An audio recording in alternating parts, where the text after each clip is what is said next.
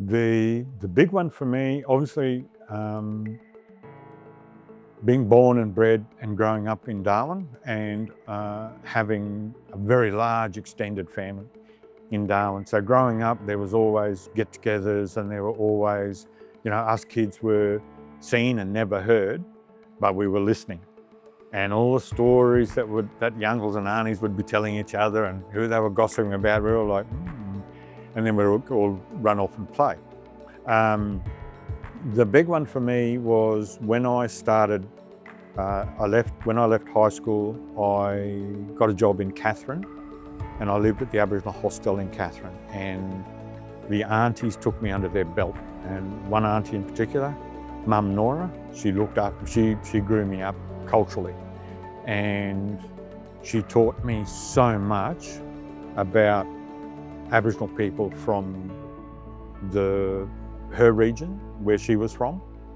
And a few years later, I was hitchhiking through Alice Springs, and on a whim decided it was a great spot to stay. I had some friends there, the McGill family, and I stayed there for nearly 6 years.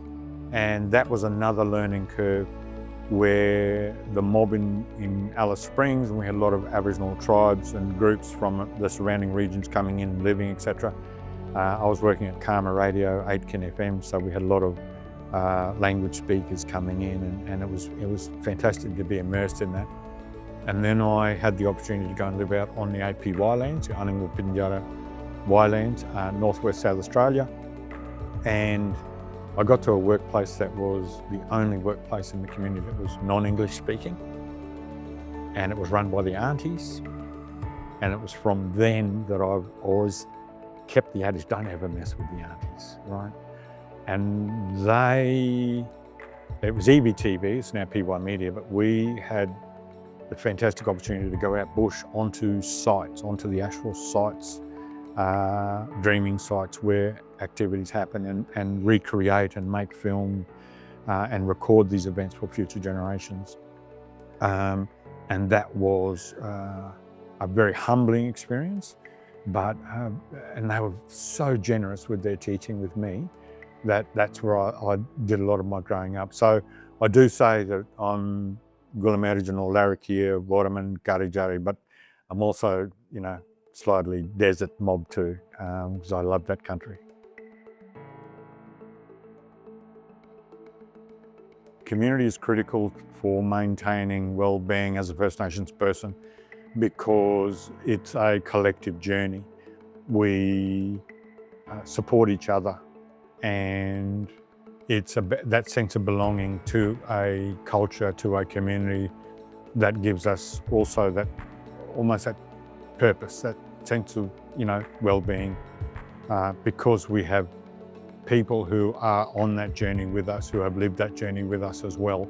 So community is critical, and it doesn't necessarily mean the community that I was born and bred in.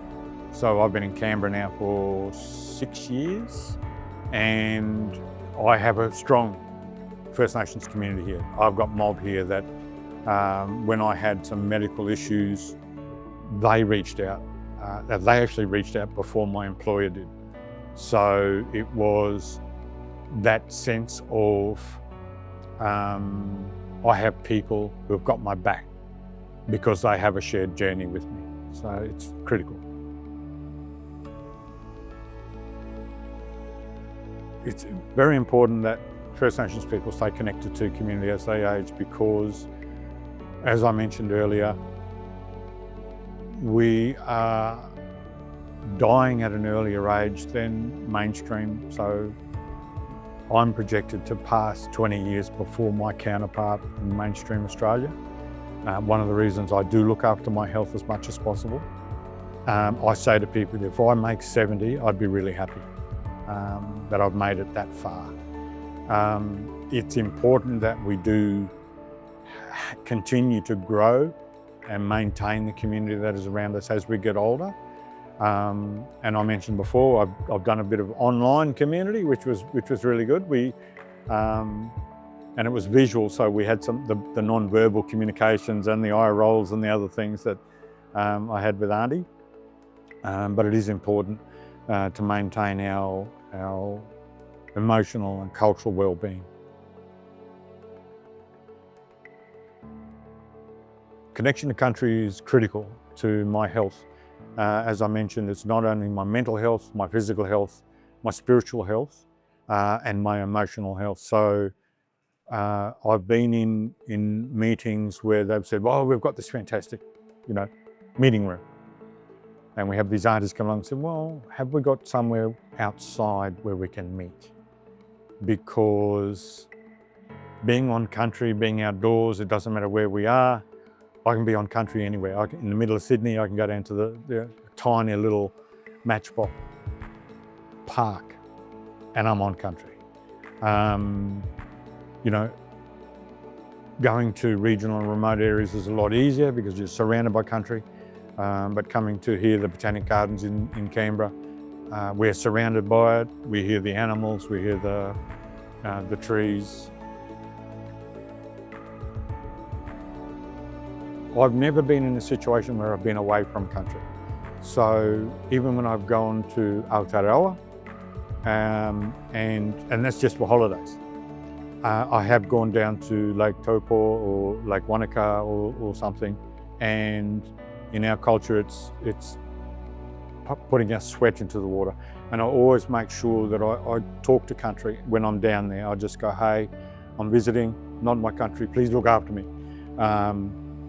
And so it doesn't matter where I go, I'm always connected to someone's country, if not my own.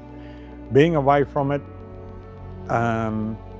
is very difficult. So when I worked in the prisons, it's very rare to be able to, you can see country, but you can't connect to it. So I think that has a huge impact on the First Nations boys that are in there. And it was only really sort of oval time, when they got an hour on the oval, that they could get out in the sunshine or in the whatever. But it is crucial to our balance. It is, we live in a white world, we work in a white world, we drive around in a white world, and we need to balance that with our black world.